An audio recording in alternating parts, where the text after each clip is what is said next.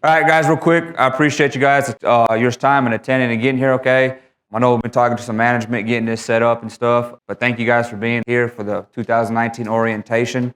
How many of y'all ever been through the EOG orientation before? Anybody? So this is all gonna be new to you then, okay? Excellent, excellent, okay?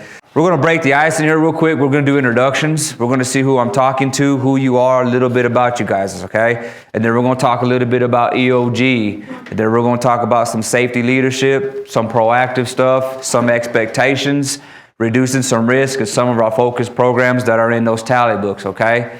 Sound like a plan? Yes, sir. Okay, did they tell y'all gonna be here all day? Nah, I'm just kidding, man. Y'all ain't gonna be here all day. I'm just kidding, man, okay?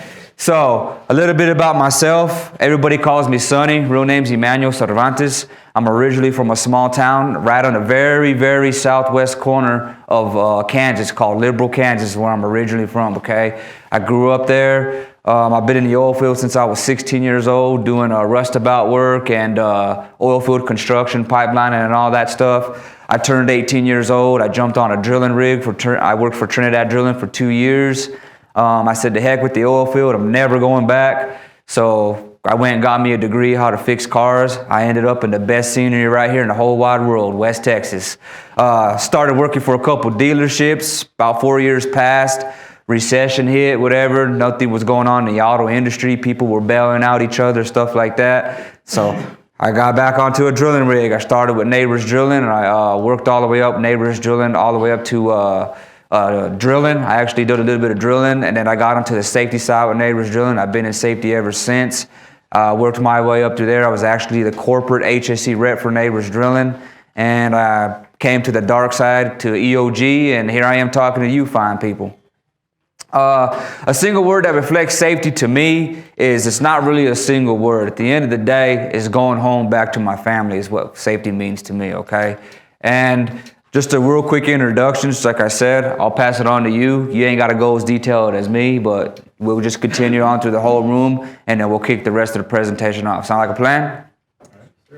Man, you guys are quiet, man. All right. Well, it's nice meeting all you guys, okay? Like I said, I'll just give you another warning. I am horrible with names, so if I call on you and call you Johnny, excuse me, okay? But I will always remember a face, but just pardon me, I'll learn your name, okay? So real quick, on the next slide, it's a video. I want you guys to pay attention to the video, okay? You know, I know you guys do a lot of driving and stuff like that, but when you guys are doing driving, hand and finger stuff reflect to you guys as well too, right? So some of the things that you guys do, okay? So let's watch the video, we'll watch it, and then we'll talk about it and discuss it, okay guys?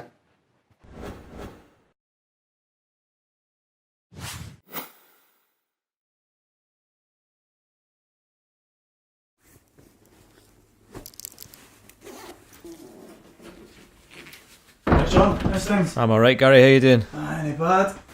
You got much on at the weekend? Not much. Just went to go watch a game of football. Alright, cool. What about yourself?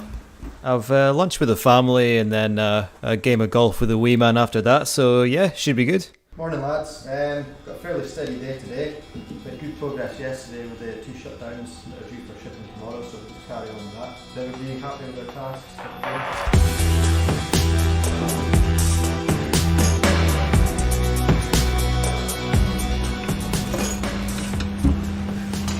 Gary, I'm just gonna go check the gen, you know, okay? I know it is. Be here when you get back. Cheers, mate.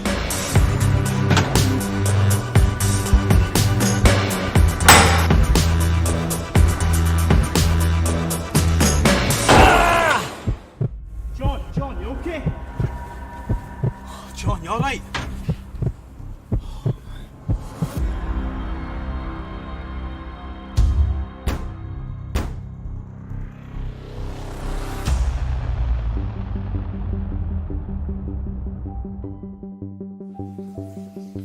Ben, Yeah? could I get help tying my laces, please? Ben, can you do that for me, please?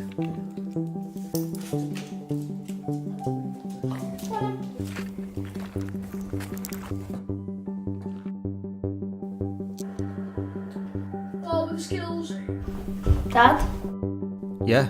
is it okay if we go golfing? I really enjoyed the game last week.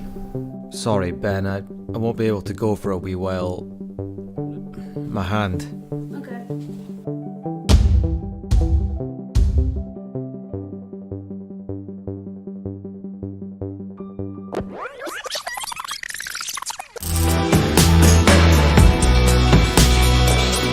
Gary, I'm just gonna go check the gen unit, okay? I know it is. Be here if you need me. Cheers, mate.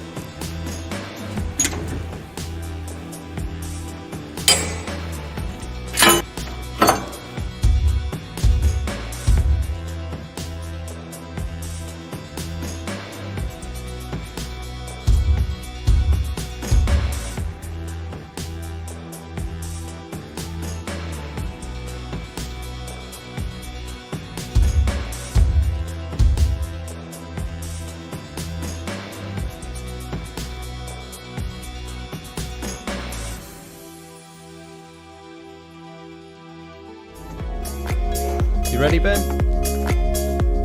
Right, let's go.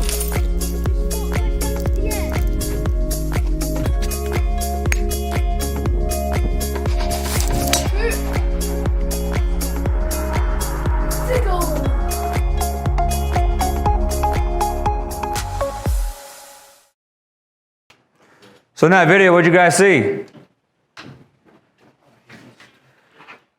What'd you see, bud? Well, I saw him working with heavy machinery. Heavy machinery? Like the container, like the stuff that was in it. Okay, good deal.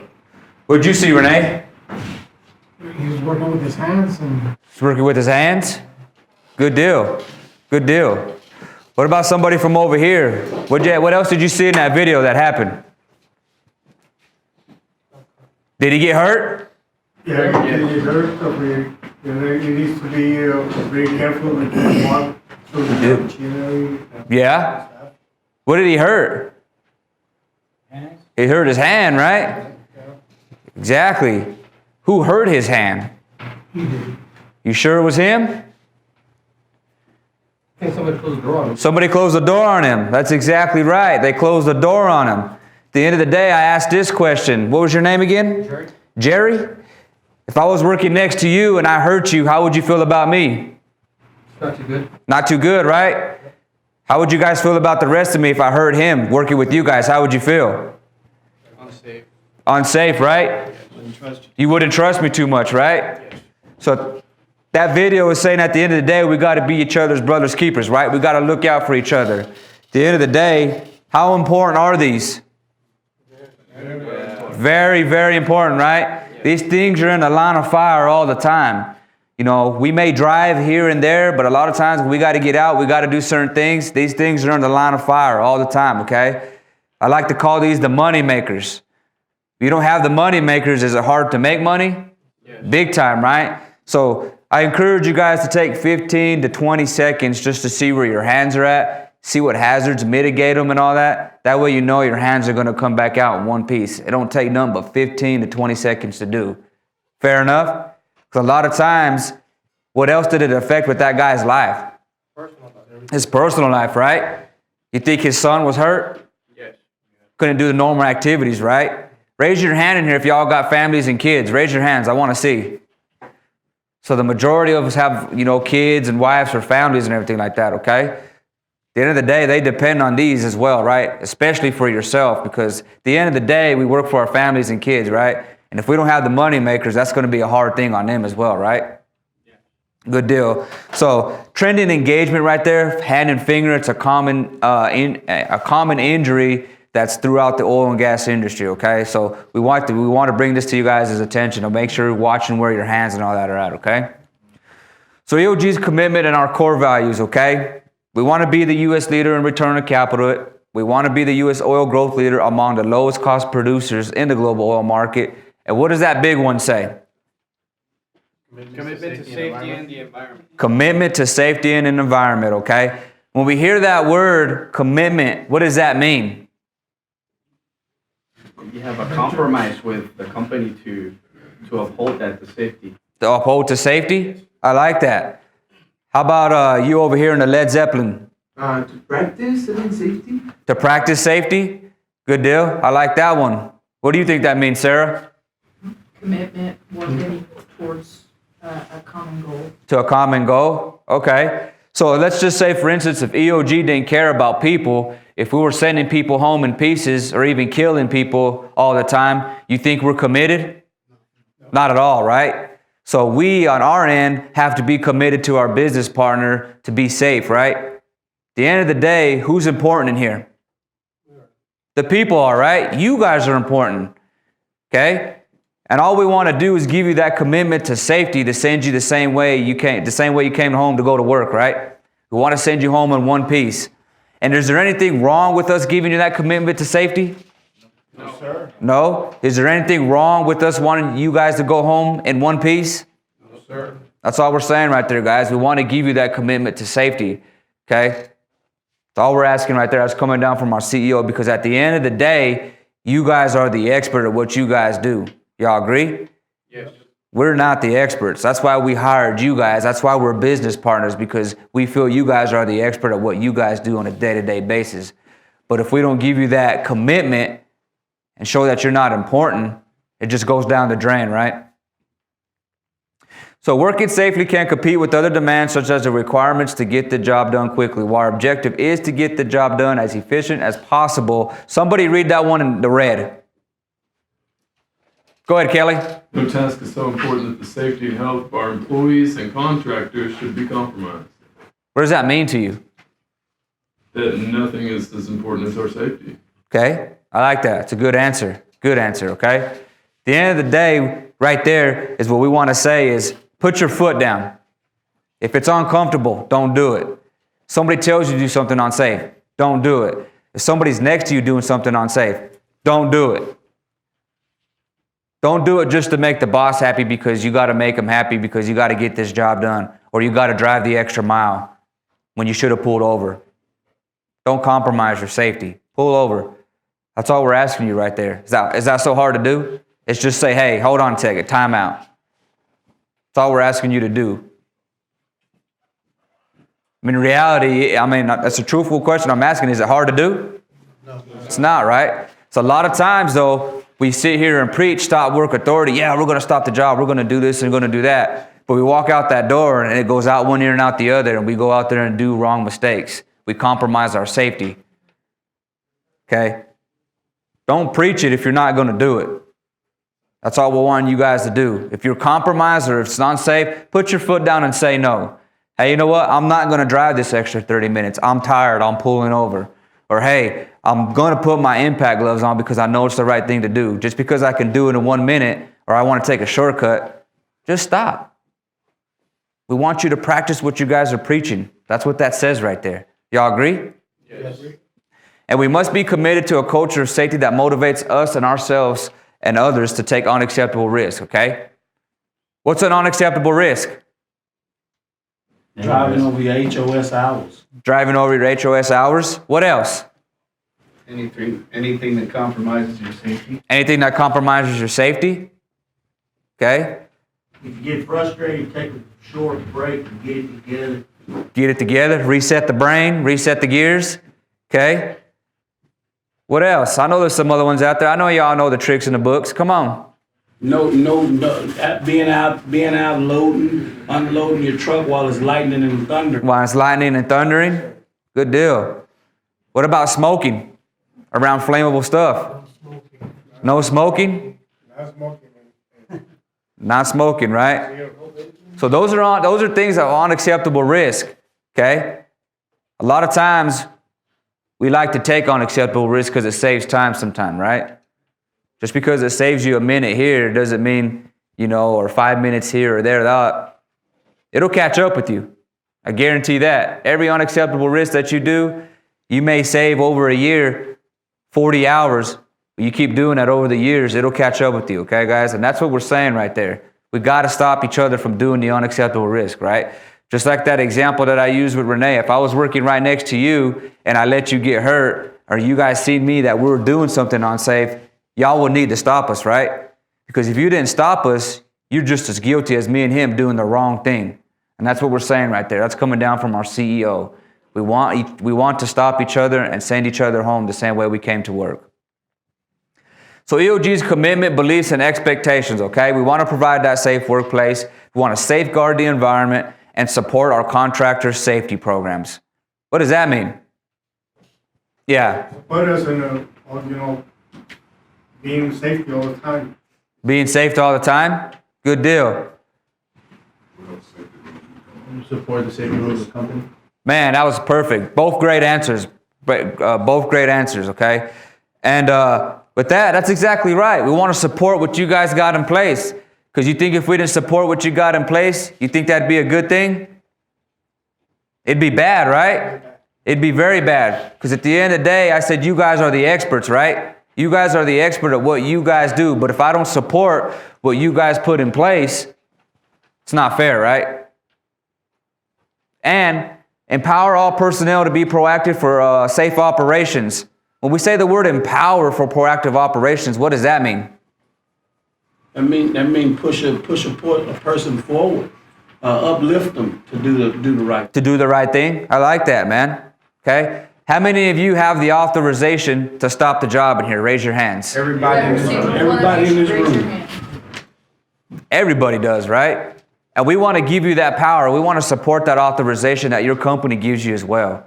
We want to give you that authorization to say, hey, you know what? We want to support that, okay? That's what we're saying right there. We want to give you that empower. We want to give you that more empowerment out there. We want to make you be proactive out there, okay? EOG's core beliefs. Safe operations are a matter of choice, not a chance. Y'all believe that? Okay? There's a safe way to perform each task. Is there? Yes. Okay? And a big one right here. You have the responsibility to choose the safe way every time. Do you guys? Yes. You guys sure? Yes. Okay. 100%. Good deal. And our expectation is reduce and eliminate injuries, incidents, and spills, okay? A common goal throughout the oil and gas industry, but that's one of our expectations. We don't want anybody getting hurt, and we don't want any type of spills all over the location and all that. Even though, it's not the best scenery out here, and the dirt will soak it up, that's not acceptable, right? The acceptable thing is preventing it before it happens, okay? And take measures to continuously improve the safety of our operations. So I'm going to ask you guys a question. What do you guys do on a day-to-day basis to improve your safety of your operations? What do you guys do? Being aware of your surroundings. Being aware of your surroundings, okay? What about you, Kelly? Get enough rest. Get enough rest? How about you? Training procedures. Follow the training procedures, okay? Checking the equipment. Checking the equipment.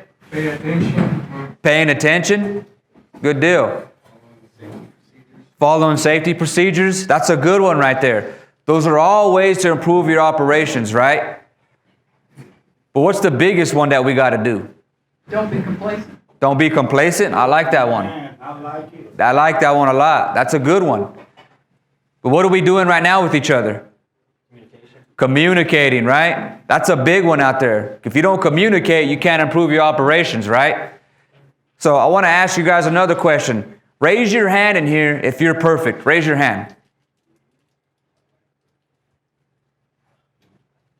Nobody's perfect at the end of the day, right? Come out here and see that perfect person. The end, nobody's perfect. And what I'm getting at is how many of you guys on a day-to-day basis sit there and ask each other, hey, what can I do better? You guys do that? Every day. Every day? Great. That's good communication, and that can improve your operations because we as human beings have gaps in our systems, right? There's always room for improvements because it just don't take one person to solve one problem, but if we put all our brains together and fill each other's gaps, we can get to that perfection results, right? Most definitely. So I encourage you guys to do that on a day-to-day basis. Go to your supervisor. Hey, I've been working for you for about 3 to 4 months, whatever. What do I got to do better? What can I improve on? Okay? I always say this in this class. If you don't communicate or ask these expectations, you're always going to be right here. But if you ask and communicate what you can do better and improve, you're going to get taller than me one day, is where I look at it. They laughing. Yeah, they laughing at me. But you see where I'm getting at? So you think what we just talked about can improve your operations on a day-to-day basis? Yes. Big time, right? So EOG's core values, these are our core values that we have as a company, okay? When we look at these, a lot of these we already have instilled in us as individuals, right? When you're looking at them, we have some of these. And we use these throughout with our employees throughout, our division and our operations and stuff like that. But we also use these with our business partners as well, okay?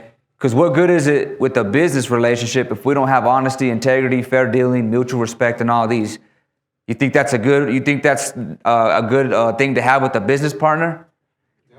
It's not, right? Because if we're not being honest, we don't have the integrity or whatever, it's not going to be a good relationship, right? As soon as you turn your back, you're stealing money from them. There you go. You ain't got no integrity. There you go. Okay? So at the end of the day, what's honesty? Honesty is in integrity. Integrity? Yeah, 'cause Good deal. If you're not honest and you turn your back, like I say, that's doing the right thing when you're not being seen. Yeah. Kelly, am I short? No. You're supposed to be honest. Come on, man. Personable too, though. Man. Let's ask it again. Am I short? Yes, sir. Good deal. Compared to what? Am I ugly? This water bottle. Good deal. Good deal. And integrity. I'm not going to touch on that a whole lot, but what's integrity? Doing the right thing. Even when nobody's looking. Doing the right thing when nobody's looking. Excellent. We're going to talk about that here later on. A fair dealing. What's a fair dealing? That's not poker, by the way. I would say a fair dealing is 50-50. 50-50, right? Meeting halfway. That's right. You think of we as business partners, if we didn't have fair dealings or be fair about it or anything like that, you think we'd have a good relationship? No. We got to be fair with each other, right? Have to be fair. You have to be fair because a lot of, what's that? Quality. Quality. Exactly. And mutual respect. What's that? We need to respect each other. Respect each other, right? Follow the golden rule. Follow the golden rules. Treat others the way you want to be treated. Treat others how you want to be treated. I like that. Excellent. And the other one I use is just because you don't like a person, does that give you the right to treat them like crap? No. Even if they're on the team? Okay, and the example that I use, just because I don't like this man right here doesn't give me the right to belittle him or treat him like crap. I still have to bring him in as part of the team, right? Yes. Because if you have one bad apple, it could ruin it for everybody, right? That's a very true saying. It is. So bring them in and show them that respect. Even though you don't like him or he don't like you, you still have to work together as a team, okay? And high ethical standards, what is that? What do you think that is, Don? Just like I said, it's doing the right thing, and it's being and having, treating people the way you want to be treated, and I use that all the time. The doing the right thing even when you know somebody's not looking. Yeah. And Okay. That's where I'm at. Good deal. What do you think that means to you, Sarah? High ethical standards. I mean, we all have our own opinion of what we hold to be right and true, and kind of like you said, the golden rule. That's something that we all kind of believe in. So I call that a high ethical standard, as far as that's something we all follow, and we expect everyone to follow it all at the same time. Excellent. Do right by others. Do right by others, okay? And A higher accountability. higher accountability. I like that one. All great answers, okay? But your ethics, just like how Sarah said it, she didn't say it exactly like this, but your ethics is you as a person, your opinions, your beliefs, how you work, how you look at somebody, how you talk with them. It's you as you come off as a person. Do you think you guys in here have high ethical standards as a person? I think I do. Probably so, because you guys are in this room. You guys came off and presented to somebody, or how you talk to somebody and said, hey, you know what? I'm going to give this guy a chance. He seems like a good guy. But maybe if you didn't have the right ethics or the right thing, bad ethics can be presented right there as well, right? If you didn't be that person that the person that was expecting you. So high ethics is your beliefs, your culture, your way of doing things and stuff like that. High safety and environmental standards. What's that? Making sure you go home. Making sure you go home. Okay, I like that too. Not hurting yourself or anybody else. Not hurting yourself or anybody else. Okay. Being aware of your surroundings? Okay, good deal. High safety and environmental standards, okay? If I'm out on location and let's say Renee's working or whatever, and we're out at an offload or whatever it may be, and let's just say I don't have my H2S monitor on or none of my FRs. And, I go out there to talk to them and, hey, what's going on? How's the family? What's this? And, how good, cool, man. Hey, I'm just going to go check on something here real quick and anything like that, okay? Is that okay? And just say he lets me walk right by him or whatever. You think that was high safety and environmental standards? No, it wouldn't be. I mean, What should he have done? were you in compliance? Did you have your monitor on? I didn't. Yeah, so that's where he should have stopped you. Hey, Should have put his foot down, right? The stop work authority should have kicked in. Should have kicked in right then and there, right? That's example of high safety and environmental standards, is showing your expectations when somebody goes around your truck or somebody's there with you, putting your foot down and saying, hey, you know what? Not on my watch. I got high safety and environmental standards. This is how we're going to do it. We're not going to do it this way because it's not the right way to do it. Y'all agree? yes. So proactive safety culture, okay? How many of y'all know what proactive is? It's not the acne wash, by the way. Proactive is doing before it happens. Doing it before it happens. You said the same thing as well, okay? That's exactly right. We want to prevent it before it happens, okay? And what do y'all think reactive means? Doing it when it happens, trying to get a solution. It's already too late. Yeah. The guy Cleaning up the mess after. cleaning up the mess afterward. Guy already lost his finger. Guy's already hurt. He's on his way to the hospital right now. Okay? That's what that means. And how can we be proactive in here as this room? You think we as EOG and Coastal Plains can interact together to be supportive, to help y'all be proactive as well? Yes. You think we can go out there and give us a second set of eyes just to help you guys to send you home the same way you came to work? Yes.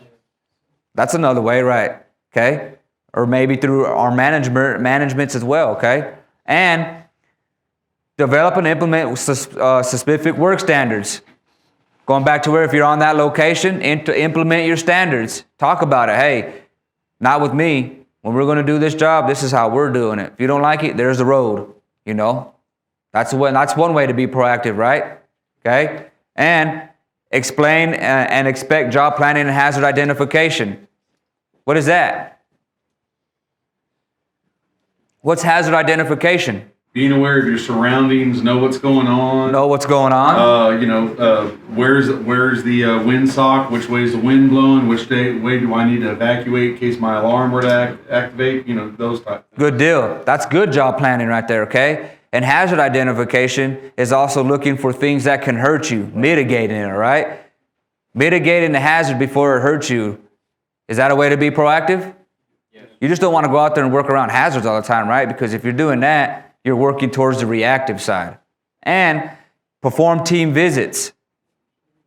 Maybe one day I'll call Sarah, or maybe I'll call Don. I may want to go on a ride. I might want to see how your operations work. Is that okay? Yes. Just to give you a second set of eyes, maybe us to collaborate and come up with a better idea or something like that. Because ideas, they go a long way sometimes too, right? They help each other out. And drive ownership of incidents. What is that? Taking responsibility. Own up to your screw up, right? Right. Other way, don't hide it under the rug. Right. Have the ownership to say it right then and there, okay? And what we mean by that, we have incident reviews too. You guys have probably been in a couple of our incident reviews and everything like that, okay? They're not a bad thing. We sit around a round table and we talk about, hey, what do we got to do better? How can we prevent this from happening again? That way we know nobody's going to get hurt or equipment's not going to get damaged. Is there anything wrong with doing that? No, that's proactive. That's proactive right there, right? Sending you guys home the same way you came to work. And that's what we do. We don't sit there and play the blame game. Well, it's Coastal Plains' fault. Coastal, you guys are bad people. This, and that. You guys are stupid. We don't do that. Because we know we have flaws in our system as well, but we want to be proactive all together. That way we know nobody else is going to get hurt, okay? So working together to define the 4 key characteristics of safe operations. Leadership, commitment, communication, and education. You guys believe those 4 things are the key characteristics of safe operations? Yes. You believe it? Yes. What if we take 2 of those out? Are we working still to be proactive, or what are we working towards? Reactive, right? Do we want to be reactive? No, we want to be proactive out there, okay, guys?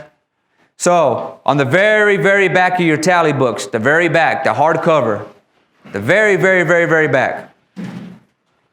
So, safety culture is defined as what? What does it say on the back of that book? Take responsibility for everyone's safety. Keep them coming. Keep it simple and plan ahead.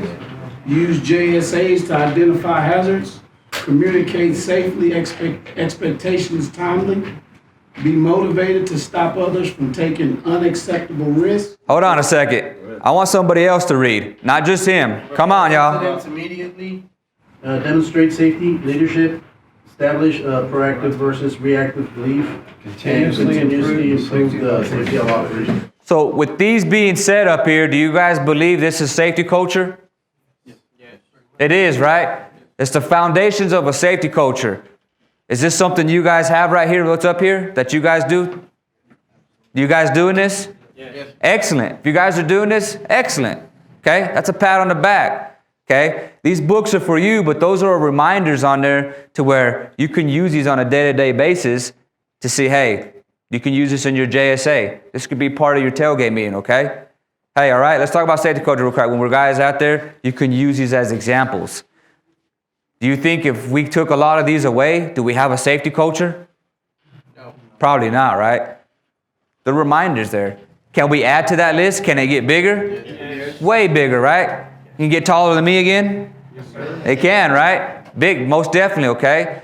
So when we're looking at this safety culture, and I asked you guys, you said this was you. Don't slip out of a safety culture. Don't slip out of these. Continue to grow and add to this sheet, okay, guys? Which I know grass don't go green overnight. It takes time. But if you do the tryness and the willingness, you can add to that sheet and continue to grow, okay? So safety and efficiency. Do you guys think those go hand in hand? Yes. Why do you think so? Well, I mean, you gotta be, to perform safety, you gotta be efficient about it, meaning that you follow the same process, you know, be efficient, you know, following procedure. I got you. It goes hand in hand. I like that. What about you in the very back? Do you think they go hand in hand? Yeah.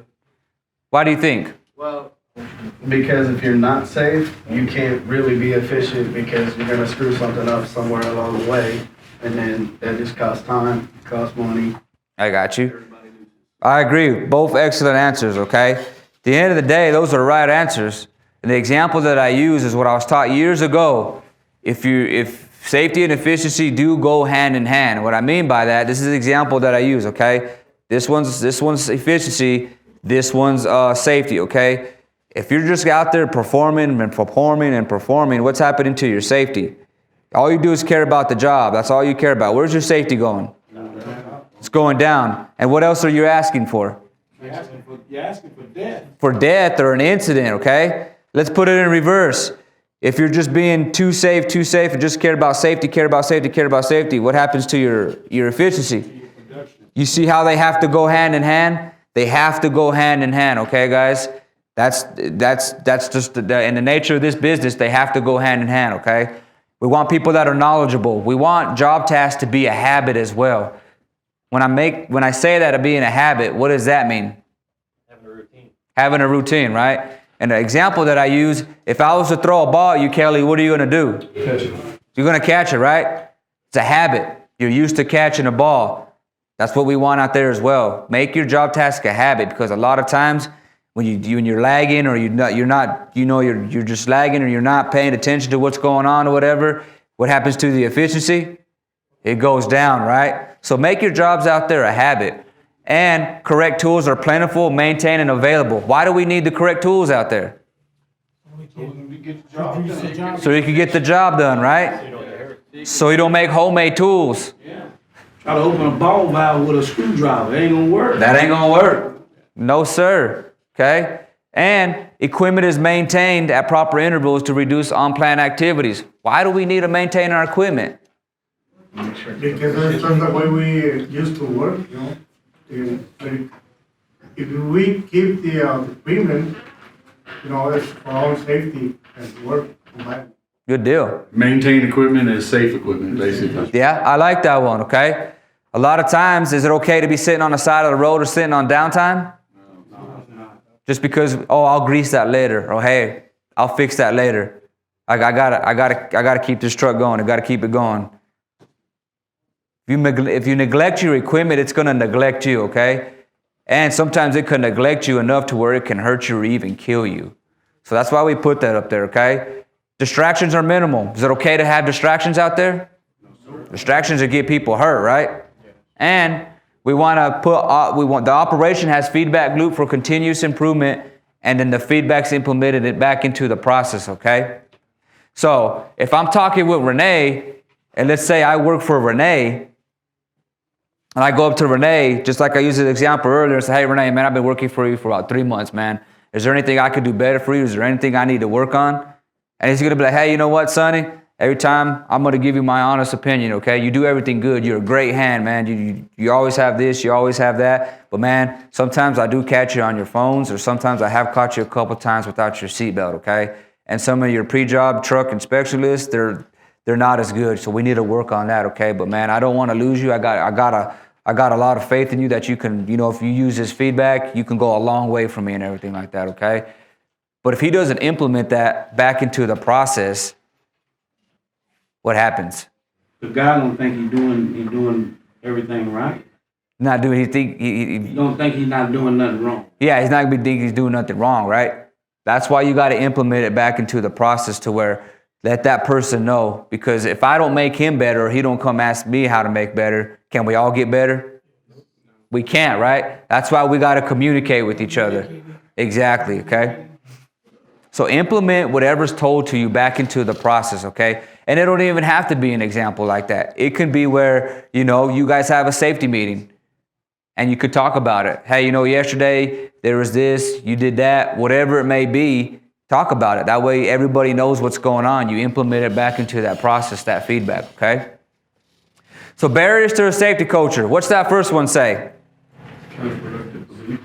Counterproductive beliefs. What's after that? Lack of participation. So the first one up there. Oh, okay. Go ahead. Who was saying that? Gustavo. Go ahead, Gustavo. Finish reading it. The first one, Yeah. if safety is common sense, if definitely waiting to be.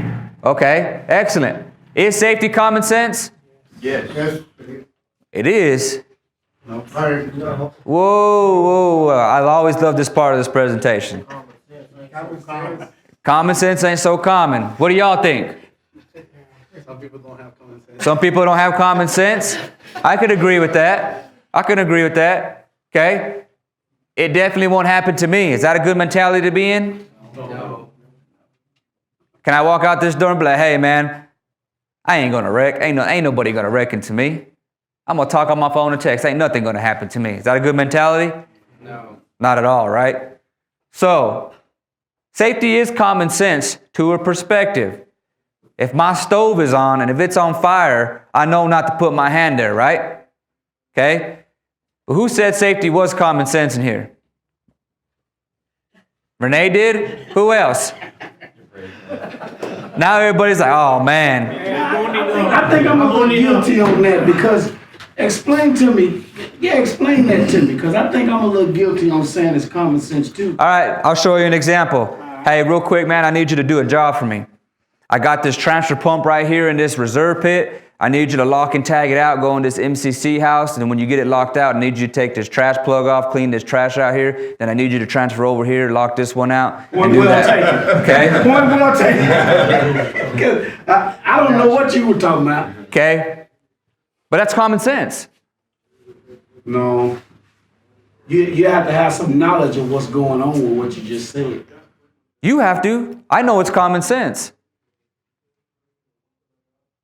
He's like, man, he's trying to trick me. Look at him. He's trying to trick me. I'm listening. You know it's common sense because you know what you're saying. So we'll further into this, okay? Let's just say, all right, boss, I got it. But in his head, he's like, I don't know what the heck this dude is saying. I don't know what he's saying. I've already left. I got to go sign a ticket. I was the consultant. I was the boss. I already told him what to do. Hey, I got it, boss. I got it. Common sense would tell me to tell him that, hey, I don't know what you're talking about. But he just wants to make the boss happy, though. A lot of times we want to make our bosses happy, right? So a lot of times with us doing that, we choose sometimes to go off guard and try to do the job ourselves. You know what I mean? If I don't know what to do, I'm gonna express that. Excellent. That is excellent. But a lot of times people do that. They just say, yeah, I got it. I understand it. I come. It's poor communication. If Yeah. you don't know, you don't say, I don't know, you're a problem. You're a problem. Say something that you already know, but you don't express it to Jeff in a way, on a list or in a way that he can get it all, well, you blew it too. You blew it too. Okay? And that's where I'm getting at. It's just don't be that person that says, yeah, I understand. And let's just say, for instance, he did that. Get done signing my ticket and come back. What the heck, Jeff? You said this was common sense. I got it, boss, though. I took the plug out like you told me. You got stuff all over the place. But yeah, look, I took the plug out.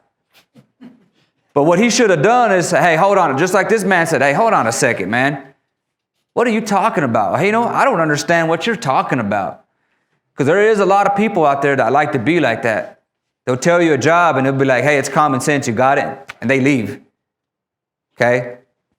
If you don't know, just ask. Because a lot of times what's not common to the brain, it's not common sense to you, okay? You have to be taught to the brain to make it common. Y'all agree? Yes, sir. Excellent.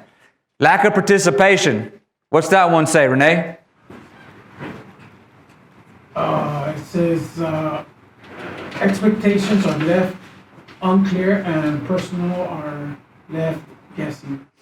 Okay, we can go on that one. We can go on that one. I'm sorry. Nah, you're good. Okay. We'll talk. That's the one on top. This one right here. Okay, I'm sorry. I am just going to do enough to get by. Y'all heard him. See, he's going to do enough just to get by. I knew you were lazy. No, I'm just kidding, man. I'm just kidding, man. I'm just kidding. But at the end of the day, is that a person that we want to be? No. Raise your hand in here if you like to fail. Raise your hand. Nobody likes to fail at the end of the day, right? So at the end of the, we got to set the next person up for success, right? If you're just going to be the person that's going to do 50% of the job on a day, are you setting that next person up for success? You're setting them up for failure, right? Be the person that's going to give not only 100%, give that extra 10%. Go above and beyond. That way, you know you're going to succeed and you're going to set the next man up for success. Is that what it's about? Go ahead. Integrity. Integrity. Excellent. Poor communication. What's that one say? Get your point across good, don't half-ass it. Good deal.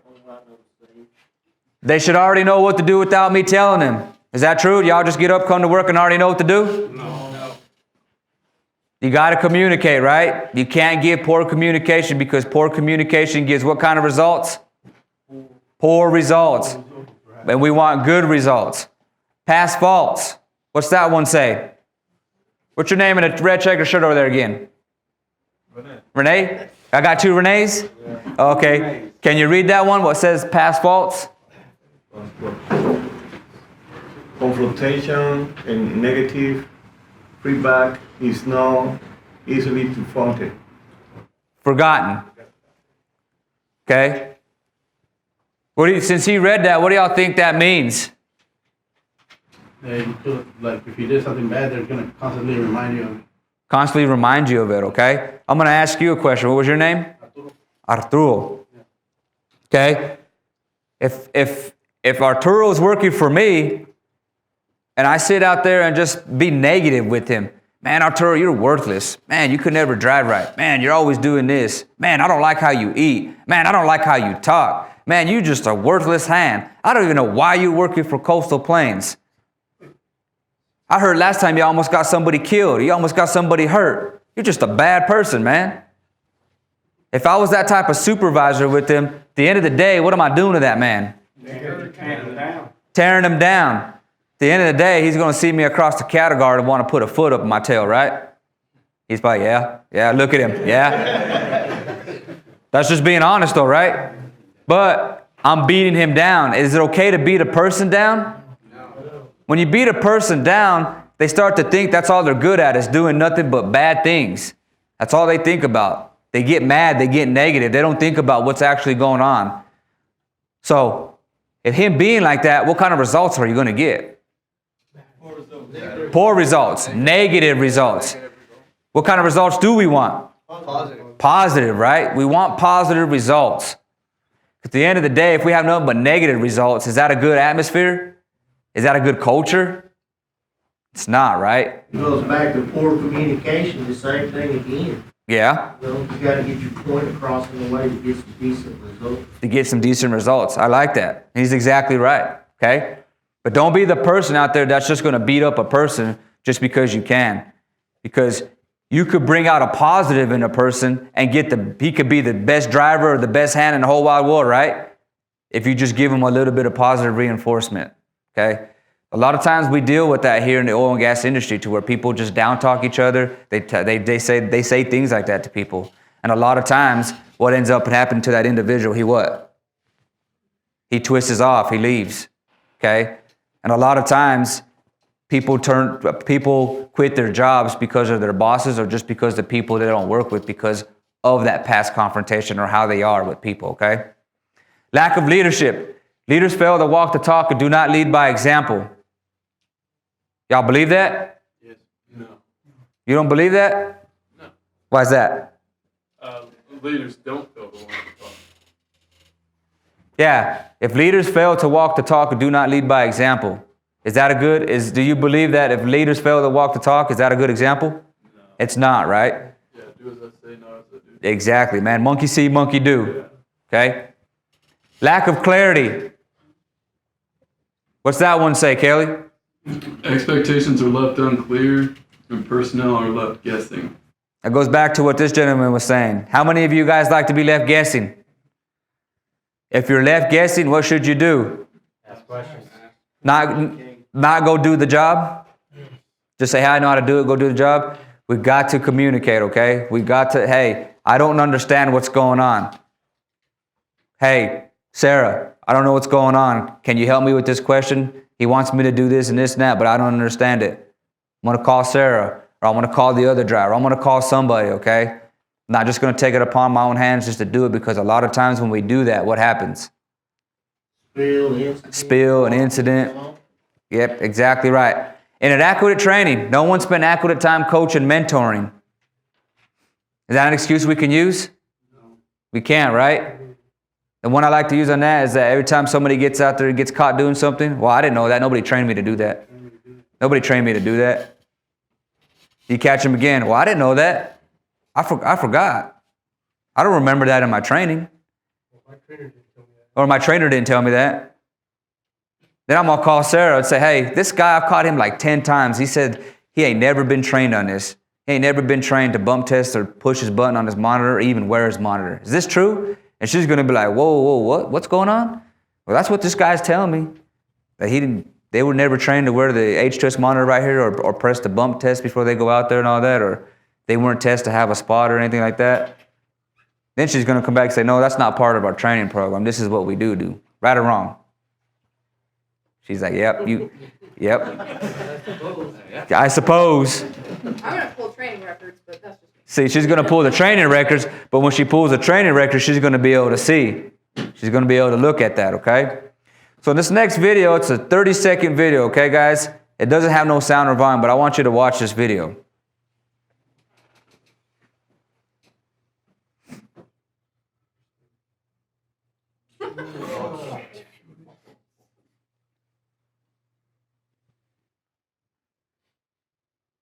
Pretty funny, right? What did he do wrong? Everything. He went in that area and crossed off. He went in and crossed off, right? Good deal. Let's talk about this guy. He was taking a shortcut, an unacceptable risk. Do you think he was that guy right there? It definitely won't happen to me. You think he was in that mentality? Probably was. Do you think he was that one right there? I'm just going to do enough to get by. Or maybe somebody else set him up for failure. Poor communication. Maybe they didn't communicate him to him saying, hey, we dug a hole in there. Don't be walking underneath there. We seen you walking underneath there. Don't be walking underneath there. Maybe he was just a negative person out there. Maybe he was a person just like beat down all the time. Or my favorite one, maybe the leaders just let the people do out there whatever they wanted. and said it was okay. Maybe they were okay with him walking under there and just doing that. How many of you guys would like you guys as leaders for you guys to set you up for failure? Would y'all like that? No. You wouldn't, right? You think these relate to what you guys do on a day-to-day basis? Yes. Big time, right? So don't get in any of those. Always be on top and be ahead of the game. Because once you get into these type of things right here, you're already on the reactive side and you're already asking for something to happen to you or somebody else and throughout the whole process. Y'all agree? Yes. So leadership drives safety, operational success, okay? Somebody read that for me. A safety leader is defined as a person who has the courage to demonstrate that they value safety by communicating and working with team members to identify and limit hazardous situations, even in the presence of other job pressures. Do you guys feel this is you guys? Do you guys feel that you're this person? Huh? You said no? Why do you say that? Because most of us just do our jobs and don't really want to cause confrontation. Okay. You know, because if we have confrontation out here, we have confrontation over there. We work together, we live together. Okay. So he says no. Save his life, though. Yeah, but that's a common fault that we all have. He asked us to be honest, and I'm being honest. No, that's fine. No, fair enough. What about you guys? You guys feel y'all this person? To a degree. To a degree? Okay. Not 100%. How's that sound? I have to agree with Clay. Got to agree with Clay? Okay. There's room for improvement. How's that sound? There's room for improvement. Always is room for improvement. Positive side, I believe. Yeah, that is positive. We did talk about that, okay? So, I have some no's in here, okay? And that's not a bad thing. Just like this gentleman said, there's always room for improvement, okay? But I asked you guys the most important question on this thing right here. Just like Sarah said, I'm glad that she brought that up. Just because you don't like conflict, we as humans don't like conflict. We don't like it. We don't like it at all, okay? If there's conflict or whatever, if you see somebody in the line of fire, you see somebody doing something wrong, what do you want to do? Well, all you can do is tell them, but it's up to them if they follow your... It's up to them if they follow them, okay? Is it better to say something than not say something? It's better to say something. Okay? Explain to them why, but I mean, like I said... So how many of you guys do that? Say something. I think we all pretty much do. I've done it. You've done it before? And guys, that's what... You got to, because his safety is at risk. You know? And if you know what... No. Go ahead. I know what you're saying, and I agree with what you're saying too. It's just how your demeanor comes off as well, how you come off as a person, okay? So, with that being said, guys... Saying that in a positive way. In a positive way, okay? Good deal. Not like scolding or being negative about it, but just pointing out his... Pointing out his faults, right? And pointing out... The thing is that people are going to see, they're going to take it from who it comes from. Yeah. If I tell you, hey, you see me doing it all the time, then you're not going to listen. You see what I'm saying? Yeah. It's, you got to do what you say you're going to do, right? Yeah. Okay? So, getting back to this, guys, I feel everybody in here is a safety leader. If you guys feel that you're not, everybody in here is a leader. Everybody's a safety leader in their own way. But I'm going to get back to what the point that Sarah was saying. We don't like the conflict, okay? And a lot of times we don't like conflict because a lot of times we go out there and try to say something, or we come off the wrong way, or we as a person, a lot of times we're always already thinking in our head, what's this guy going to tell me? Is he going to call me names? Is he going to say I'm worthless? Is he going to kick me off location? Is he going to fire me?